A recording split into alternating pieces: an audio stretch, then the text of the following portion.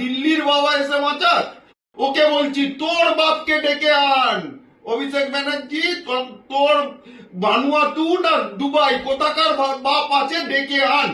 Helicopter ভাইপো বা কয়লা ভাইপো বলেছিলেন 4 তারিখ মানে গতকাল দুপুর 12টার পর থেকে ডিজে বাজবে। আপনি ডিজে শুনতে পাচ্ছেন? কেউ ডিজে শুনতে পাচ্ছে না। বরঞ্চ অভিষেক বন্দ্যোপাধ্যায়কে চোর চোর চোর বলা হচ্ছে, মমতা বন্দ্যোপাধ্যায়কে চোর চোর চোর বলা হচ্ছে। চারিদিকে পশ্চিমবঙ্গের তৃণমূল কর্মীরা তারা যেখানেই বেরোচ্ছে চোর চোর শুনতে পাচ্ছে, চোরের দল চোর শুনতে পাচ্ছে। মমতা বন্দ্যোপাধ্যায় বলেছিলেন যে বুকে আর পিঠে লিখে ঘুরতে হবে যে আমি বিজেপি করি না। মমতা বন্দ্যোপাধ্যায়কে বুকে পিঠে লিখে ঘুরতে হবে যে উনি তৃণমূল আর করেন না। বাংলার দিদা বলা যেতে পারে, বাংলার ঠাম্মা বলা যেতে পারে, বাংলার মেয়ে নন, সততার প্রতীক নন, কোনো মতেই নন। আর মিথ্যেবাদী উনি, সেটা প্রমাণিত হয়েছে।